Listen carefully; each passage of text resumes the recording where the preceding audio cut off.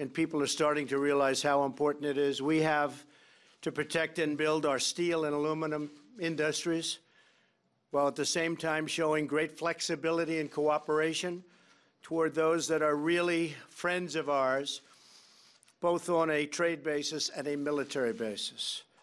A strong steel and aluminum industry are vital to our national security, absolutely vital. Steel is steel. You don't have steel, you don't have a country. Our industries have been targeted for years and years, decades in fact, by unfair foreign trade practices leading to the shuttered plants and mills, the laying off of millions of workers, and the decimation of entire communities. And that's going to stop, right? It's going to stop. This is not merely an economic disaster, but it's a security disaster. We want to build our ships, we want to build our planes, we want to build our military equipment with steel, with aluminum from our country. And now we're finally taking action to correct this long overdue problem. It's a travesty. Today, I'm defending America's national security by placing tariffs on foreign imports of steel and aluminum. We will have a 25% tariff on foreign steel and a 10% tariff on foreign aluminum when the product comes across our borders. It's a process called dumping, and they dumped more than at any time on any nation, anywhere in the world. And it drove our plants out of business, it drove our factories out of business. And we want a lot of steel coming into our country, but we want it to be fair, and we want our workers to be protected, and we want, frankly, our companies to be protected. By contrast, we will not place any new tax on product made in the USA. So there's no tax if a product is made in the USA. You don't want to pay tax? Bring your plant to the USA. There's no tax, which we will benefit from the massive tax cuts that we have in place. We have passed the largest tax cut plan in the country's history, and that has caused really tremendous success between that and regulation cutting, and I think maybe regulation cutting every bit as much. And we have a long way to go on regulations, but we've already cut more than any president in history.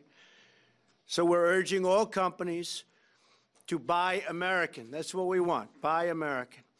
The action that I'm taking today follows a 9-month investigation by the Department of Commerce, Secretary Ross, documenting a growing crisis in our steel and aluminum production that threatens the security of our nation and also is bad for us economically and with jobs.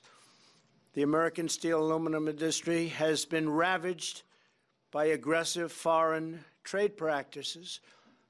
It's really an assault on our country. It's been an assault. They know better than anybody. Other countries have added production capacity that far exceeds demand and flooded the world market with cheap metal that is subsidized by foreign governments, creating jobs for their country and taking away jobs from our country. I've been talking about this for a long time, a lot longer than my political career. I've been talking about this for many years. For example, it takes China about 1 month to produce as much steel as they produce in the United States in an entire year because we've closed down so much capacity. Plants closed all over the United States, and some plants I see, massive plants from 40 years ago, and they're working now in a little corner of the building. Well, we're going to get those buildings open again and producing again. And that's going to be a great thing for our country. And this is only the first stop. Aluminum imports now account for more than 90% of the primary American demand. Over the last 2 decades, nearly 2/3 of American raw steel companies have gone out of business. More than 1/3 of the steel jobs have disappeared. 6 primary aluminum smelters, which is a big deal, have permanently shut down since just 2012. The actions we're taking today are not a matter of choice. They're a matter of necessity for our security. We're already seeing the national security benefits of this order. Yesterday, in anticipation that we'd be here today, U.S. Steel announced it's reopening a mill in Illinois, a big one, and recalling 500 workers immediately. That's going on all over the country. And by the way, it went on with solar panels, which we did 3 months ago, and washing machines, where they were dumping washing machines all over our country. And now they're expanding plants to make washing machines. We put the tax on, a lot of you are here. A skilled, trained workforce in steel is a crucial element of America's national security and must be protected.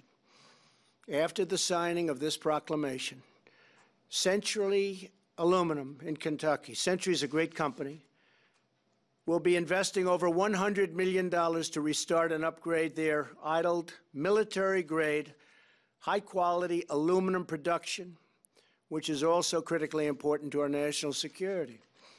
That's 150,000 additional tons of aluminum. And think of it, this is a closed plant, and now they're doing 150,000 tons. Production and an additional 300 workers, and ultimately many more hired in the great state of Kentucky. A package of sometimes $90,000 per worker. Our greatest presidents all understood, from Washington to Lincoln to Jackson to Teddy Roosevelt, that America must have a strong, vibrant, and independent manufacturing base. Has to have it. President McKinley, who felt very, very strongly about this, the country was very, very successful. We actually operated out of cash flow, if you can believe it. The protective tariff policy of the Republicans, he said, has made the lives of masses of our countrymen sweeter and brighter and brighter and brighter. It is the best for our citizenship and our civilization, and it opens up a higher and better destiny for our people. Many politicians lamented the decline of our once proud industries, and many countries denounced global excess capacity. But no one took action. All of our politicians, they saw what was happening to our country. I've seen it for 25 years. I've been talking about it. Talked about Japan, talked about China. But the politicians never did anything about it. But now they are. Our factories were left to rot and to rust all over the place. Thriving communities turned into ghost towns. You guys know that, right? Not any longer. The workers who poured their souls into building this great nation were betrayed. But that betrayal is now over. I'm delivering on a promise I made during the campaign, and I've been making it for a good part of my life. If I ever did this, I never really thought I would. I said, let's run for president, and look what happened. And part of the reason it happened is you. And my message having to do with you, and other messages also. Security, military, the wall, the border, a lot of good messages, but this was one of the most important. My most important job is to keep American people safe. And as you know, we just had approved a $700 billion military budget, the largest ever, $716 billion next year. That means not only safety, but it means jobs. It also means the use of steel from our country. But if the same goals can be accomplished by other means, America will remain open to modifying or removing the tariffs for individual nations, as long as we can agree on a way to ensure that their products no longer threaten our security. So I've put Ambassador Lighthizer, great gentleman, in charge of negotiating with countries that seek an alternative to the steel and aluminum tariffs. The fact is, we've been treating, we've been treated so badly over the years by other countries. I think really we've been treated very badly by our politicians, by our presidents, by people that represented us that didn't frankly know what they were doing. And we lose $800 billion a year on trade. Every year, $800 billion. It's been going on for a long time. 300 billion, 400 billion, 500 billion, got up to 600 billion. And it keeps going, but it's going to start changing, has to change. We're negotiating now with China. We're in the midst of a big negotiation. I don't know that anything's going to come of it. They have been very helpful. President Xi, I have great respect for, a lot of respect. But I don't know that anything's going to come of that. But we're going to cut down the deficits one way or the other. We have a deficit with China of at least $500 billion. And when you add intellectual property, it's much higher than that. That's a year. At the same time, due to the unique nature of our relationship with Canada and Mexico, we're negotiating right now NAFTA. And we're going to hold off the tariff on those two countries to see whether or not we're able to make the deal on NAFTA. National security, very important aspect of that deal. And if we're making the deal on NAFTA, this will figure into the deal, and we won't have the tariffs on Canada or Mexico. If we don't make the deal on NAFTA, and if we terminate NAFTA because they're unable to make a deal that's fair for our workers and fair for our farmers, we love our farmers, and fair for our manufacturers, then we're going to terminate NAFTA, and we'll start all over again, or we'll just do it a different way. But we'll terminate NAFTA, and that'll be it. But I have a feeling we're going to make a deal on NAFTA. I've been saying it for a long time. We either make a deal or we terminate. And if we do, there won't be any tariffs on Canada, and there won't be any tariffs on Mexico. One other thing, some of the countries that we're dealing with are great partners, great military allies, and we're going to be looking at that very strongly. The tariffs don't go effective for at least another 15 days. And we're going to see who's treating us fairly, who's not treating us fairly. Part of that's going to be military. Who's paying the bills, who's not paying the bills. We subsidize many rich countries with our military. They pay not 100 cents on the dollar, in some cases not 50 cents on the dollar, and they're massively wealthy countries. So we have to stop that. And that will enter into the equation also. Very interesting, I saw a tweet just came in from Elon Musk, who's using our wonderful space facilities and did a great job 3 weeks ago. He said, for example, an American car going to China pays 25% import duty, but a Chinese car coming to the United States only pays 2.5%, a tenfold difference. So an American car going to China, think of that, pays 25% import duty. So we send our car over there, pay 25%. They send their car over here, 2.5%. 10 points, that's from Elon, but everybody knows it. They've known it for years, they never did anything about it. It's got to change. We're going to be doing a reciprocal tax program at some point, so that if China is going to charge us 25%, or if India is going to charge us 75%, and we charge them nothing, if they're at 50, or they're at 75, or they're at 25, we're going to be at those same numbers. It's called reciprocal. It's a mirror tax. So they charge us 50, we charge them 50. Right now, they'll charge us 50, we charge them nothing. Doesn't work. So that's called a reciprocal tax, or mirror tax, and we're going to be doing a lot of that. It's the first year, we've really set the stage. A lot of it had to do with, structurally, we had to go through certain procedures in order to get to this point, but now we're at this point. American companies have not been treated fairly. And some American companies, frankly, have taken advantage of it and gone to other countries and developed in Mexico massive automobile plants, taking our jobs away and taking our companies down to Mexico to make the cars. And then they send them right across the border without tax, without anything. So we lose the jobs, they make the cars, they get all the benefits, then they sell the cars back into the United States. So we're changing things, and we're going to have a lot of great relationships. I think companies are going to be very happy in the end. I think that countries are going to be very happy. We're going to show great flexibility. And again, many of the countries that treat us the worst on trade and on military are our allies, as they like to call them. So we just want fairness. We just want fairness. We want everything to be reciprocal. And I think in the end, we're going to have a lot of great jobs. We're going to have a lot of great companies all coming back into our country. You see it the other day. Chrysler announced they're leaving Mexico. They're coming back into Michigan with a big plant. You haven't seen that in a long time, folks. You haven't seen that in a long time. So because I sort of grew up with this group of people, I know a lot about the steel industry, and I know a lot about the aluminum industry. We're going to bring them back. I thought maybe a few of you might like to say a couple of words. And there's only about 25 million people watching, so don't worry about it. You want to say something? Come on up. How are you? Okay, please.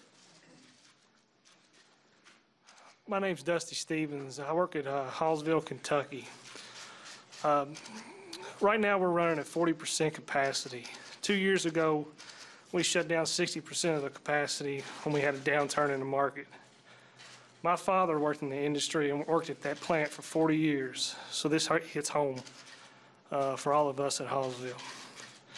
By these tariffs going into place, this gives us the ability to come back to 100% capacity, investing over $100 million to our plant, and over 300 and some odd jobs will be brought back to the communities. So I'd like to say thank you. Thank you very much. Thank you very much. Come on over. The one thing also, the quality of our steel is really much higher. It's of a much better quality, which especially for certain things is very, very important. Please. Thank you, Mr. President. Hello, everybody. My name is Scott Sarge. I'm president of Local 2227. And I'd like to tell you a story about my father during the 80s. He lost his job due to imports coming into this country. And I just want to tell you what that does to a man with 6 kids is devastating. So I never forgot that, looking into his eyes in my household, what that does to a family. You hear about it, but when you're actually involved and it impacts you, it'll never leave you. So with that being said, for Herman Sarich, your story didn't end. And for all the people that I represent at my union, I never want to see it happen again. And for these workers and these folks, I appreciate the opportunity, and I'm very humbled with this. So it's very important to us. So I never want to see it happen again. And I say that sincerely from my heart. And I thank you for the opportunity for what you do. Your father's Herman? Herman, sorry. Yes, sir. Yes. Yes. Well, your father, Herman, is looking down. He's very proud of you right now. Well, he's still alive. Oh, he is? Well, then he's even more proud of you. Then he's even more proud. Anybody else? Please, come on up. Let's arm wrestle. Come on. How you doing? My name is Ron Davis, steel worker from ArcelorMittal Steel in Conshohocken. Just wanted to say, in 2009, my plant supplied a majority of the armor for the Humvees and all the vehicles in theater. And it's sad to say, because all these imports coming in our country, our plant's going to be idled in September. So at one time, our plant had 400 members. We're going to be down to about 71. So these tariffs definitely have an impact, and maybe not for our plant, but for the other plants out there. So appreciate what you're doing. Thank you very much. Thank you. Thank you. Appreciate it. Anybody else? Anybody else? You're okay? You're just going to accept great jobs, right? You're going to be very happy. You're going to see things changing very rapidly. So it's really my honor to start this process. It's going to be a very fair process. It's going to be very fair to other countries, especially those that treat us well. And we look forward to it. And we look forward to having lots of mills opening up, lots of plants opening up, both steel and aluminum and other things. We'll be doing other things, very positive things. But you are great people. Would you like to take a picture in the Oval Office? I assume you've all been many times into the Oval Office. Come on, let's go and do that. Let's go and do that. Yes, I'm going to do. We'll go into the Oval Office. We're going to sign this up. We'll go into the Oval Office. We'll have a picture, okay? Okay, thank you.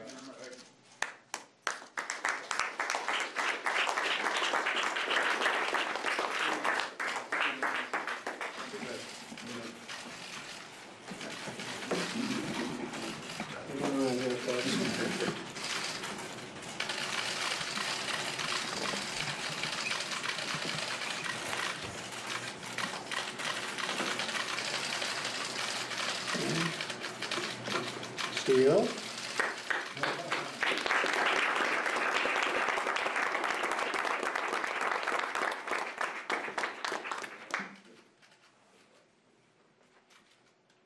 Hello, Marisha.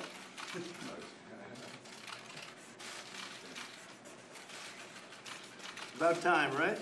That's right. Sir. Yes, sir. You've been waiting for a long Yes, sir. time. Yes, sir. Here you go, let's pass him around. Thank you, sir. What's that? Pass him around. You want it, you got it. Mike, get up here, Mike, come on up. Mike, come on up.